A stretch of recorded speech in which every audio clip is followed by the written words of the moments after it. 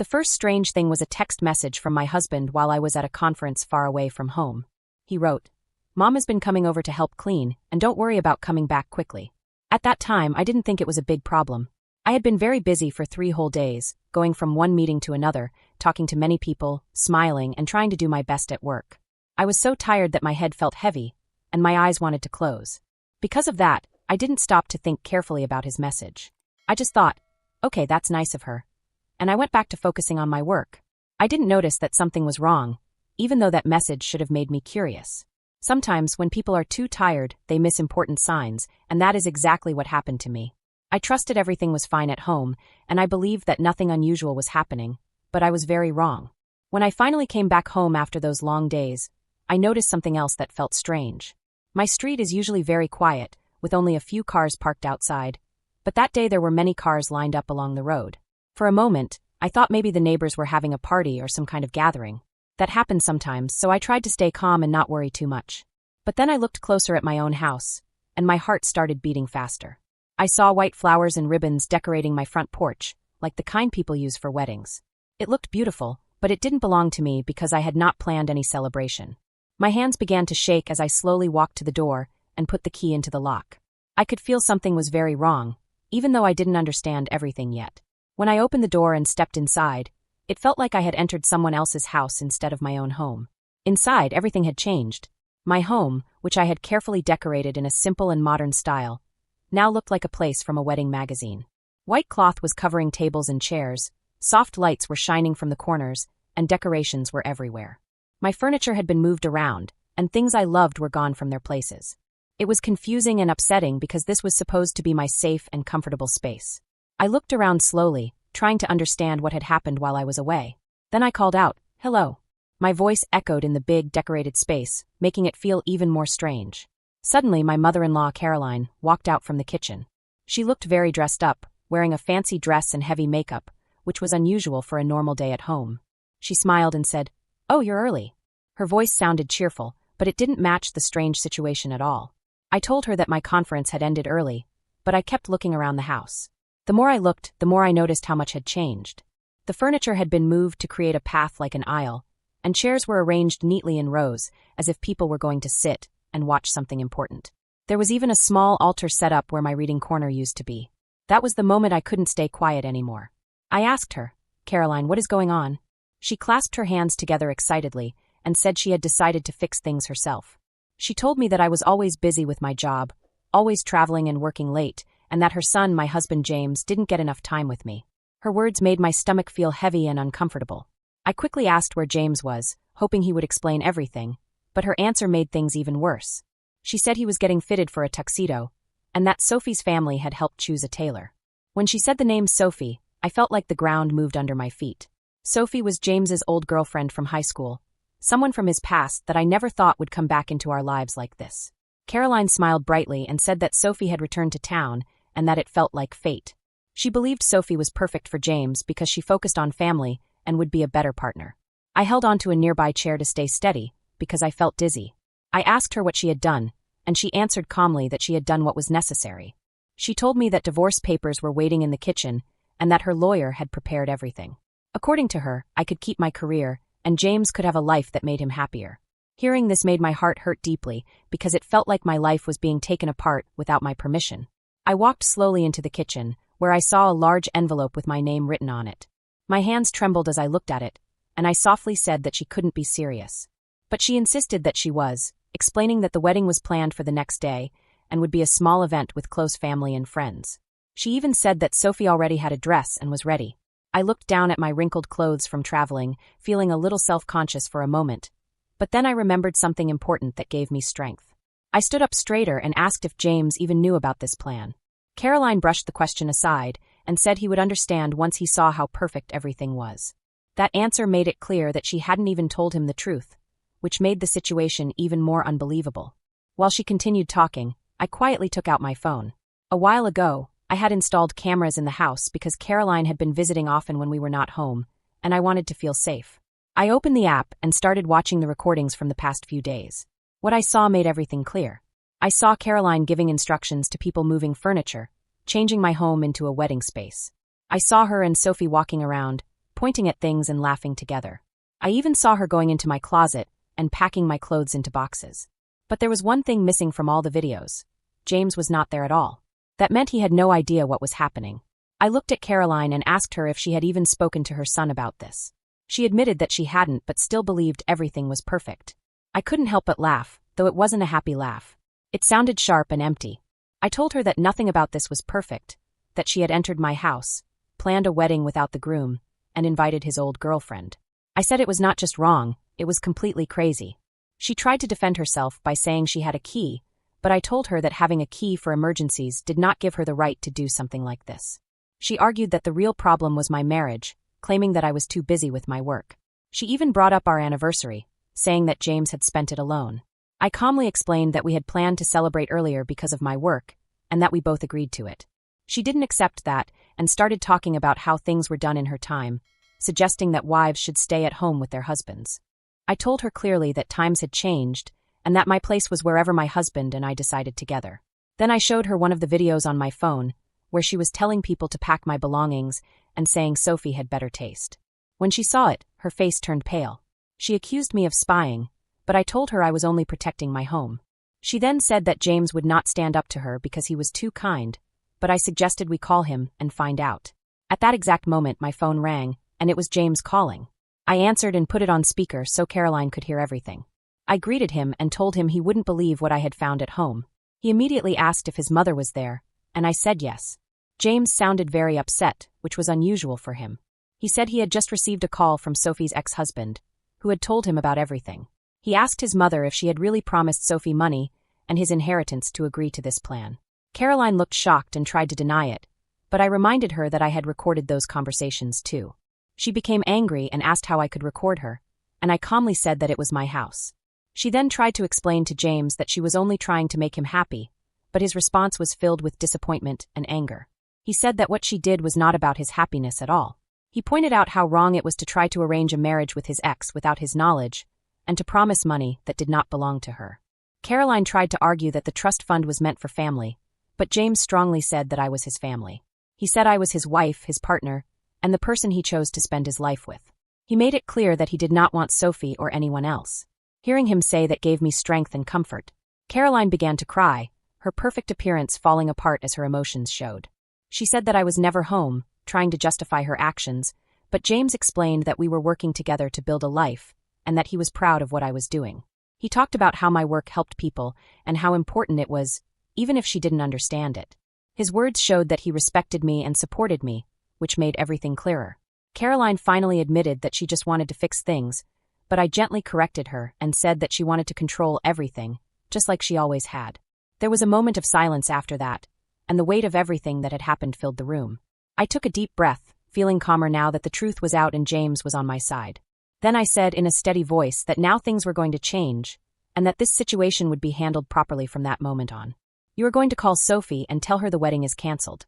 Then you will call every single person you hired and cancel everything they were going to do.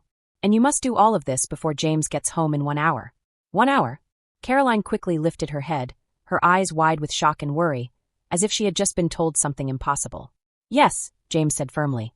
I'm already at the airport and I'll be home soon. Then his voice became more serious. And Mom, when I get home, we are going to have a very important talk. A talk about respecting boundaries and understanding what is okay and what is not. Caroline slowly looked around the house. The whole place had been changed. It no longer looked like a normal home. It looked like a wedding venue, full of decorations, flowers, lights, and arrangements that she had planned secretly. Now, for the first time, she seemed to understand what she had done.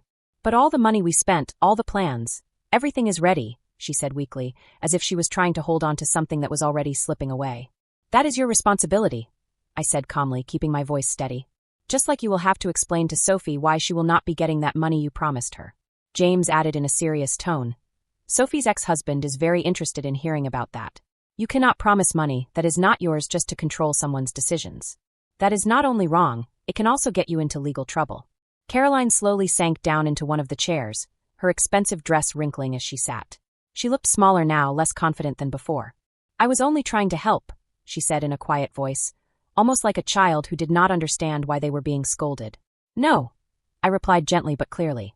You were trying to break my marriage because you cannot accept that your son is happy with someone who is different from what you imagined.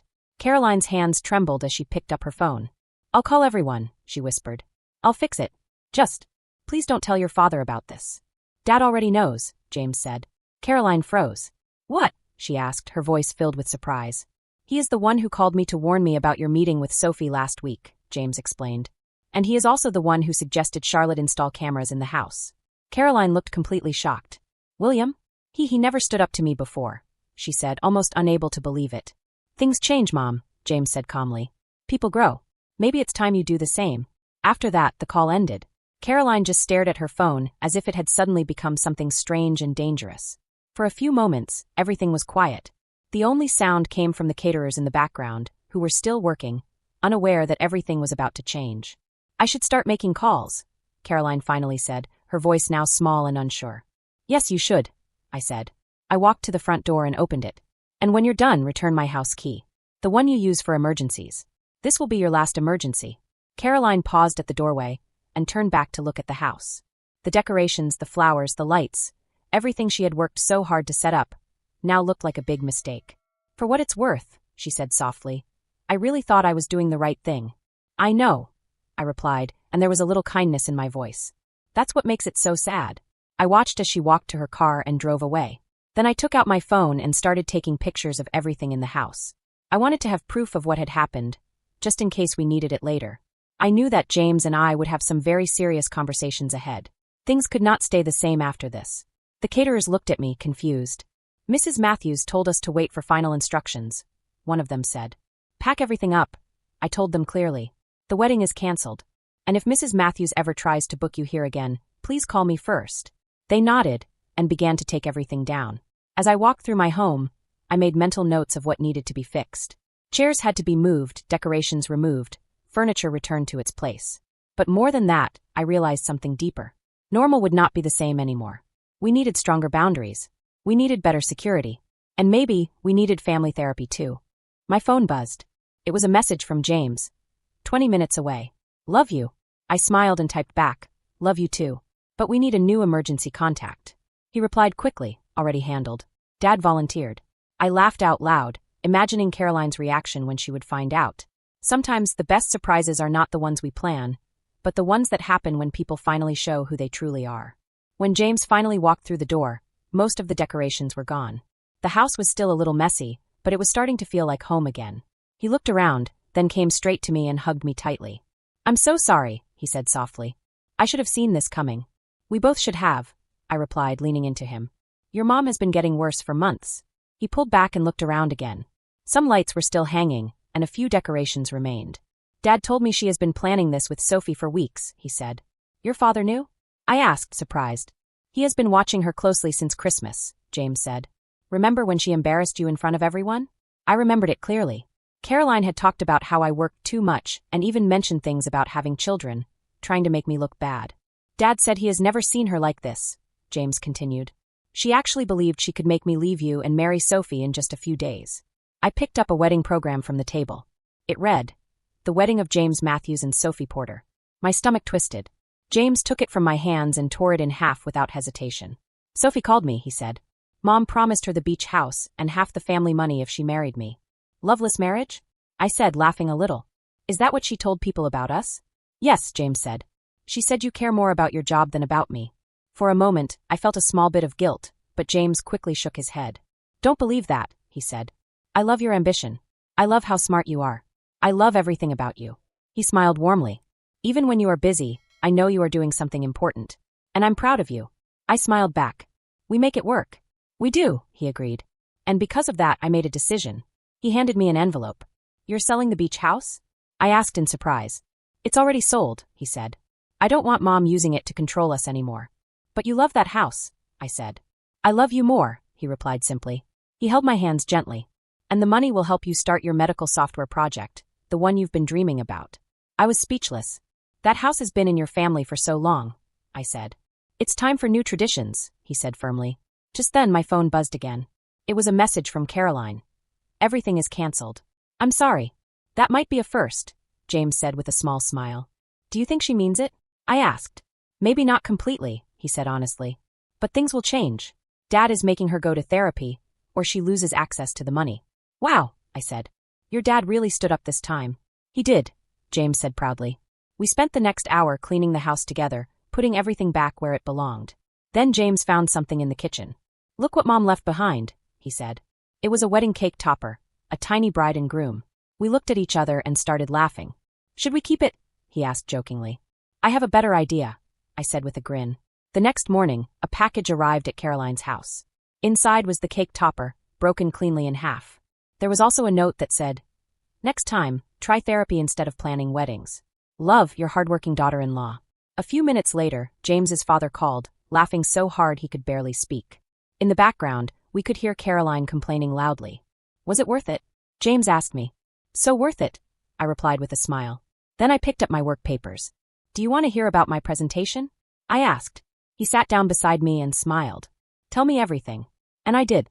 Because this, supporting each other, sharing dreams, helping each other grow, is what a real marriage looks like. No surprises. No control. Just love and respect. As for Caroline, she started going to therapy the next week. Not because she wanted to, but because William finally said no. And sometimes saying no is the first step to making things better. Sometimes families grow stronger not by holding on to old habits, but by letting them go and creating something healthier and happier instead.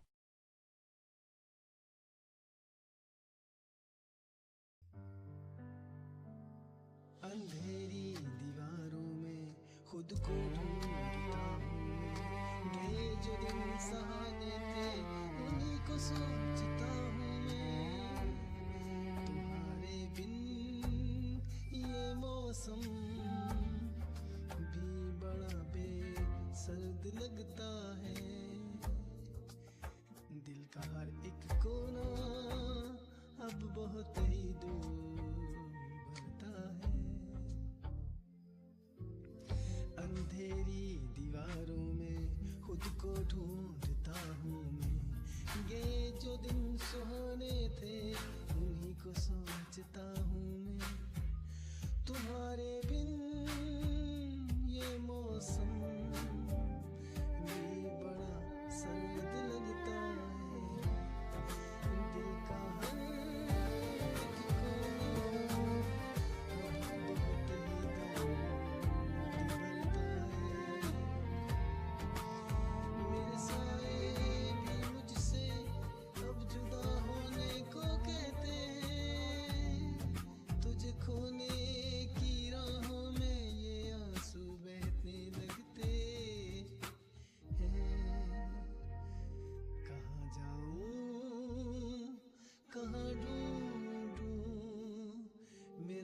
साजो समा तो मेरी हर एक तमन्ना तू मेरी रूह का मका तू लकीरों में नहीं लिखा जो तुमने ख्वाब देखा था वफा की इस कहानी में फकत एक गम ही लिखा था सितारों से भी पूछता है पता तेरा कहाँ होगा मगर खामोश है दुनिया कहाँ मेरा जहाँ होगा बस एक बार मुड़ के देख ले मेरी बेबसी की सूरत मुझे है आज भी तेरी वफा की सख्त जरूरत साए मेरे तन्हा सफर बस रह गया दर्द का असर साए मेरे तन्हा सफर बस रह गया दर्द का असर